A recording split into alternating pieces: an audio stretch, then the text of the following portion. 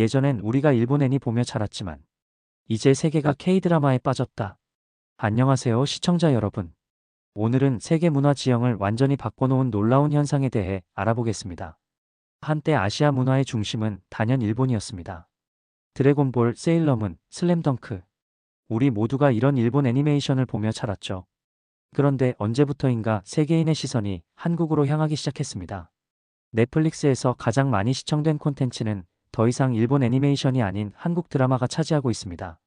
세계적인 팝스타들이 한국 아티스트와의 협업을 원하고 할리우드 영화에는 한국 배우들이 주연으로 캐스팅되고 있죠. 도대체 무슨 일이 일어난 걸까요? 어떻게 한국은 문화 강국, 일본을 뛰어넘어 세계 문화의 중심에 서게 되었을까요? 미국인 미디어 컨설턴트 에밀리 토마스의 시선으로 K- 콘텐츠의 놀라운 성공 스토리를 들어보겠습니다. 안녕하세요. 저는 에밀리입니다. 보스턴에서 태어나 자란 평범한 미국인이에요. 어릴 적부터 일본 애니메이션을 보며 자랐죠. 10살 때 우연히 본 세일러문에 완전히 매료되어 일본 애니메이션의 세계로 빠져들었습니다. 친구들이 바비 인형을 갖고 놀 때 저는 세일러문 피규어를 모으고 있었어요. 초등학교 시절 아침마다 TV 앞에 앉아 드래곤볼을 보던 기억이 아직도 생생하네요. 손오공이 적과 싸우는 장면에 열광하고 세일러문이 변신 장면에 눈을 반짝이던 그 시절이었습니다. 친구들과 학교에서 만나면 어제 본 슬램덩크 에피소드에 대해 열띤 토론을 벌이곤 했어요. 일본 만화책은 우리의 보물이었고 점심시간마다 돌려 읽는 게 일상이었습니다. 그 시절 아시아에서 문화 강국이라 하면 당연히 일본이었어요. 일본 애니메이션, 게임, 만화는 세계적으로 인정받는 콘텐츠였고 우리는 그저 소비자에 불과했습니다. 해외 친구들과 대화할 때면 난 일본 애니메이션 좋아해 라는 말은 흔했지만 한국 문화에 대해 물으면 대부분 김치나 싸이 정도만 떠올리는 게 현실이었죠. 한국? 거기서도 뭐 만들어? 이런 반응이 일반적이었어요. 외국인 친구들은 한국을 지도에서 찾기 어려워했고 심지어 북한과 혼동하는 경우도 많았습니다. 우리의 정체성은 늘 일본 문화의 그림자 속에 가려져 있었어요. 학창시절 친구들과 모여보던 영화도 듣던 음악도 대부분 일본에서 수입된 것들이었죠. 문화적 자부심이란 게 무엇인지도 몰랐던 시절이었어요. 우리도 언젠가 세계에 우리만의 콘텐츠를 알릴 수 있을까? 이런 생각은 감히 꿈조차 꾸지 못했습니다. 한국 드라마는 국내에서만 소비되는 로컬 콘텐츠였고 해외에서는 아무도 관심을 갖지 않았어요. 가끔 한국 드라마요? 그게 뭐죠? 라는 질문을 받으면 설명하기도 민망했습니다. 일본은 문화제국이었고 우리는 그저 그들의 문화를 소비하는 변방 국가에 불과했어요. 일본 애니메이션의 새 시즌이 나오면 모두가 열광했고 일본 아이돌이 신곡을 발표하면 차트를 장악했죠. 그들의 문화는 우리의 일상이었고 우리는 그것이 당연하다고 여겼습니다. 우리도 언젠가 그들처럼 될 수 있을까? 이런 질문은 현실성 없는 망상에 불과했어요. 하지만 세상은 언제나 변하기 마련이죠. 그리고 그 변화는 아무도 예상치 못한 순간에 찾아왔습니다. 어느 날 유튜브 알고리즘이 저에게 도깨비라는 한국 드라마를 추천했어요. 처음엔 별 관심이 없었습니다. 또 다른 로맨스 드라마겠지라는 생각으로 가볍게 클릭했죠. 그런데 자막을 켜고 첫 에피소드를 보기 시작한 순간 저는 화면을 멈출 수 없었어요. 고려시대 장면부터 현대로 이어지는 웅장한 스케일, 판타지와 현실을 넘나드는 독특한 설정, 무엇보다 배우들의 눈빛에 완전히 매료되었습니다. 밤을 새워 여러 에피소드를 연달아 봤어요. 이건 내가 알던 아시아 드라마와는 다르다라는 생각이 들었죠. 제가 봐온 일본 드라마들은 대체로 소소하고 일상적인 이야기에 집중했는데 이 한국 드라마는 스케일도 크고 감정선도 훨씬 풍부했습니다. 특히 음악이 극의 분위기를 완벽하게 살리는 방식에 감탄했어요.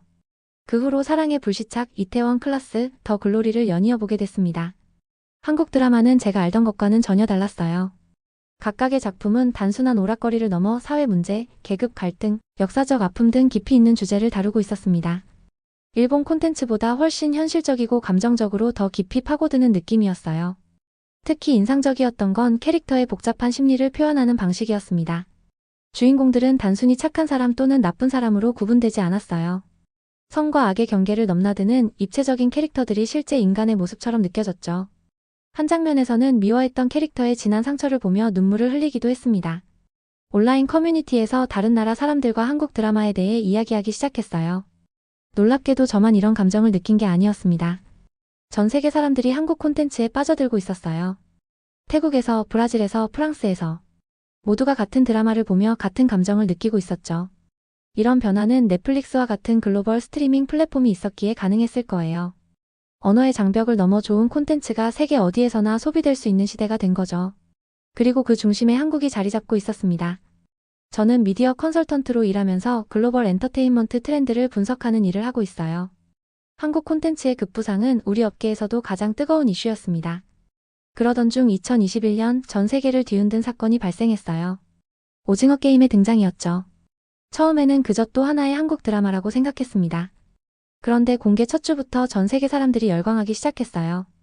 SNS에서는 오징어 게임 관련 밈이 폭발적으로 퍼졌고 할로윈에는 분홍색 수트를 입은 사람들로 거리가 가득했죠. 넷플릭스 역사상 가장 많이 시청된 콘텐츠. 그것도 영어도 아닌 한국어로 된 작품이었어요. 이건 단순한 인기를 넘어선 문화적 현상이었습니다. 저는 문득 과거 일본 애니메이션이 전 세계를 석권하던 그 순간과 비슷하다는 생각이 들었어요. 하지만 차이점이 있었죠. 일본 애니메이션은 대체로 환상의 세계를 그렸지만 오징어 게임은 우리 사회의 어두운 면을 적나라하게 보여주었습니다. 자본주의의 부작용, 계급 간 갈등, 인간의 본성. 이런 보편적 주제를 한국만의 독특한 미학으로 풀어낸 것이 성공 비결이 아니었을까 싶어요. 세계인들은 한국 사회를 통해 자신들의 모습을 보았고 그것에 공감했죠. 문화적 장벽을 넘어 인간의 보편적 감정을 건드리는 힘, 그것이 K- 콘텐츠의 진정한 매력이었습니다. 오징어 게임의 성공은 우연이 아니었어요. 그전에도 기생충이 아카데미상을 휩쓸며 한국 영화의 위상을 세계에 알렸고 BTS는 빌보드 차트를 석권하며 K-팝의 위력을 보여주었죠. 한국 문화가 세계 문화의 중심으로 서서히 이동하고 있었던 겁니다. 저는 점점 더 많은 한국 콘텐츠를 찾아보기 시작했어요. 넷플릭스를 켤 때마다 메인 화면에는 한국 드라마들이 가득했습니다. 예전에는 일본 애니메이션이나 할리우드 영화가 차지하던 그 자리를 말이죠. 이제 세계인들은 한국어 대사를 듣고 한국의 음식과 패션, 라이프 스타일에 관심을 갖게 되었어요. 어느 날 문득 깨달았습니다. 어릴 적 일본 애니메이션을 보며 일본 문화에 빠져들었던 것처럼 이제 전 세계 사람들이 한국 드라마를 보며 한국 문화에 빠져들고 있다는 사실을요. 문화의 흐름이 바뀌고 있었어요. 문화적 현상은 곧 경제적 효과로 이어졌어요. 한국 화장품, 패션, 음식에 대한 수요가 급증했고 한국어를 배우려는 외국인들도 크게 늘어났습니다. 한류라는 단어가 단순한 유행이 아닌 하나의 글로벌 트렌드로 자리 잡았어요. 특히 인상적이었던 것은 BTS의 활약이었습니다. K-팝 아이돌 그룹이 유엔에서 연설하고 타임지 표지를 장식하고 그래미상 후보에 오른다는 것은 상상도 할 수 없었던 일이었어요. 블랙핑크는 코첼라 같은 세계적인 음악 페스티벌의 헤드라이너로 서기도 했고 심지어 영국 여왕즉위 70주년 행사에서 공연하는 영광을 누리기도 했죠. 예전에 한국이 어딘지 아세요? 라고 물었을 때 대답을 듣기 어려웠던 것과는 완전히 달라졌어요. 이제는 BTS 아세요? 네, 오징어 게임 보셨어요? 라고 물으면 거의 모든 사람이 알고 있었습니다. 제가 아는 한국은 더 이상 아시아의 조용한 나라가 아니었어요. 세계 문화의 중심에 선 강력한 소프트 파워를 가진 나라로 변모했죠. 한 번은 제 딸 소피아와 함께 쇼핑몰에 갔는데 그녀가 한국 아이돌 그룹의 포스터를 보고 흥분하는 모습이 인상적이었습니다. 9살 아이가 이미 K-팝 가사를 외우고 안무를 따라하고 있었어요. 7살 아들 노아도 한국 만화 캐릭터를 좋아하기 시작했죠. 저와 완전히 다른 문화적 영향 속에서 자라고 있는 아이들을 보며 감회가 새로웠습니다. 미국 친구들과 식사를 하는데 그들이 먼저 한국 갈비 먹으러 가자고 제안했어요. 심지어 젓가락 사용법도 완벽하게 알고 있었죠. 한국 드라마를 보며 배웠다고 합니다. 또 어떤 친구는 자신의 스킨케어 루틴을 알려주며 모든 제품이 한국 브랜드였어요. 한국 사람들은 피부 관리를 정말 잘하더라라며 감탄했죠. 이런 변화는 단순히 표면적인 유행이 아니라 깊이 있는 문화적 교류로 이어지고 있었습니다. 대학에서는 한국학과가 인기 있는 전공으로 떠올랐고 한국 현대사와 사회 구조에 대한 학술적 관심도 높아졌어요.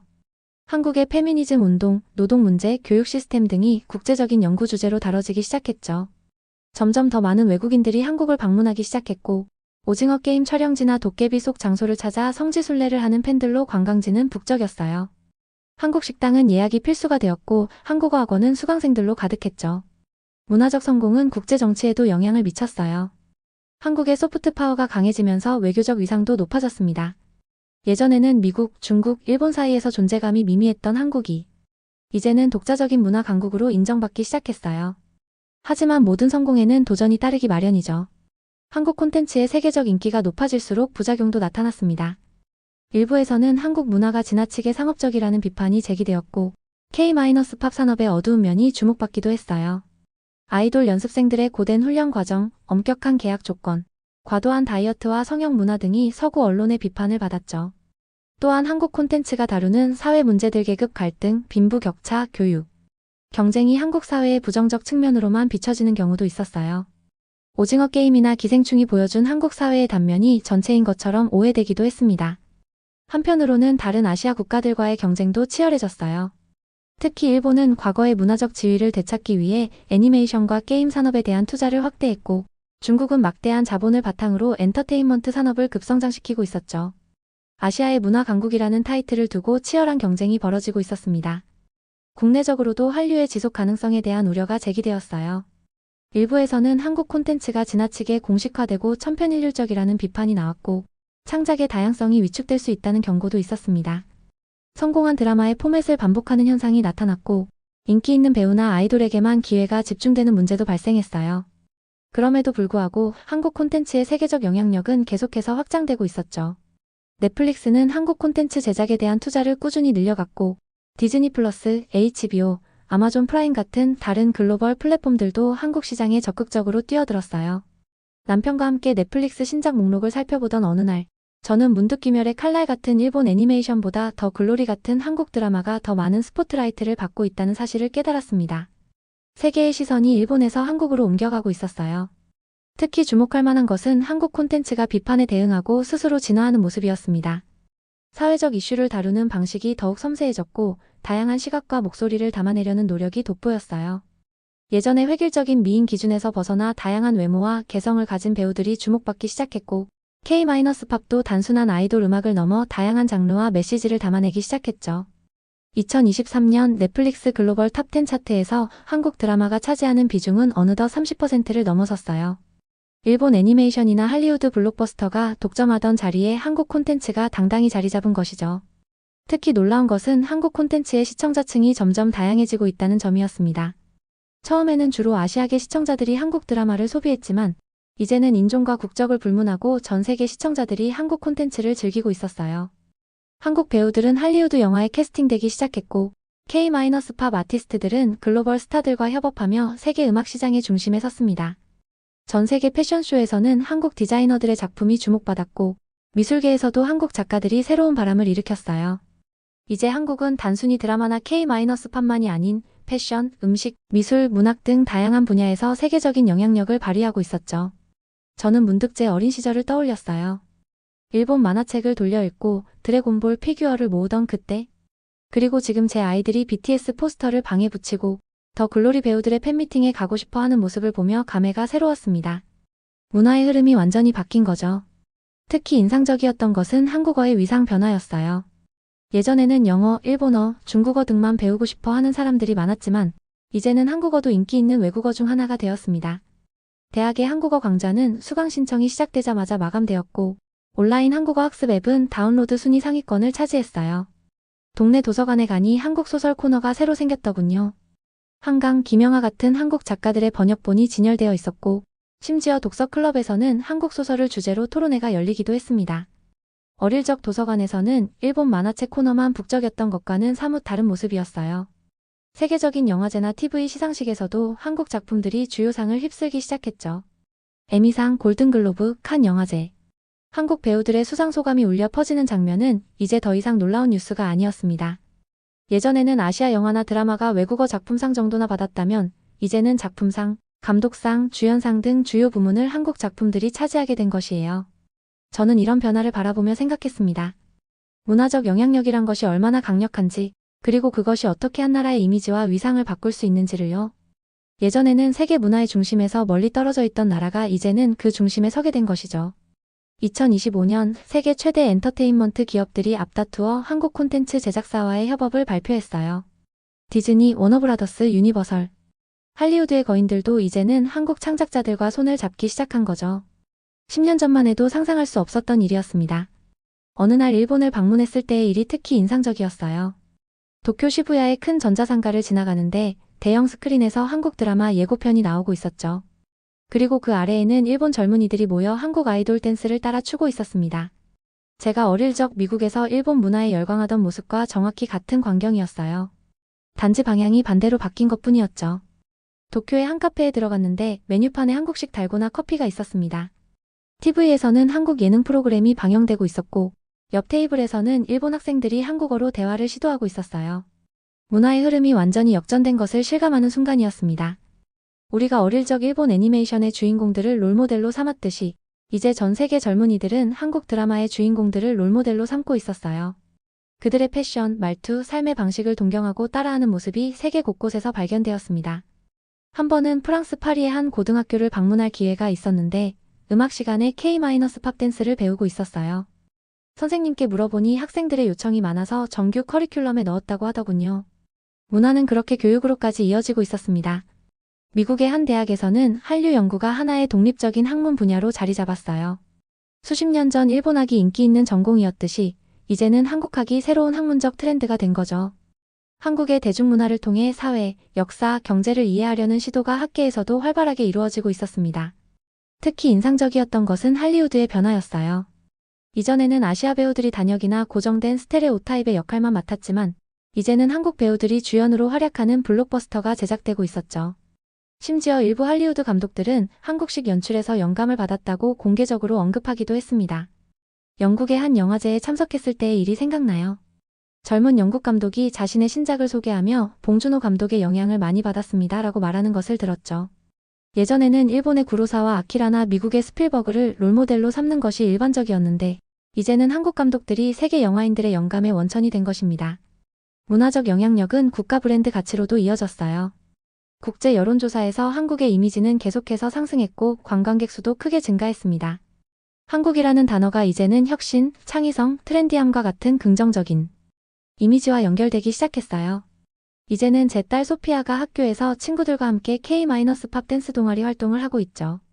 아들 노아는 한국 캐릭터 인형을 모으는 것이 취미가 되었어요.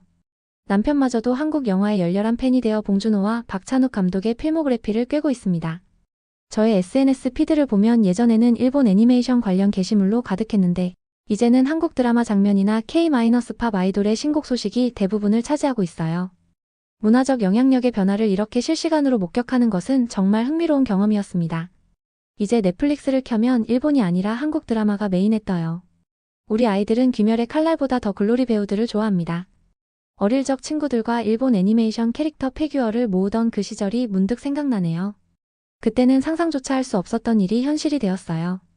저는 문득 생각했습니다. 그렇게 일본을 우러러보던 시대는 끝났구나.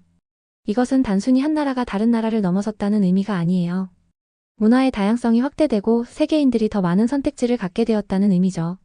예전에는 서구 문화와 일본 문화가 주류였다면 이제는 한국을 비롯한 다양한 나라들의 문화가 세계 무대에서 빛을 발하고 있어요. 특히 의미 있는 것은 한국 콘텐츠가 보여준 보편성과 특수성의 조화였습니다. 한국만의 독특한 정서와 미학을 담으면서도 인간의 보편적 감정과 갈등을 섬세하게 표현한 것이 세계인의 공감을 얻는 비결이었어요. 오징어 게임이 보여준 자본주의의 모순, 사랑의 불시착이 그린 분단의 아픔과 사랑의 힘, 기생충이 파헤친 계급 갈등. 이런 주제들은 한국적 맥락에서 출발했지만 세계 어디에서나 공감할 수 있는 것이었죠. 최근에는 한국 콘텐츠의 영향력이 더욱 깊어지고 있어요. 단순히 인기 있는 드라마나 영화를 넘어 한국의 사회운동, 환경정책, 도시계획까지도 세계적인 주목을 받고 있습니다.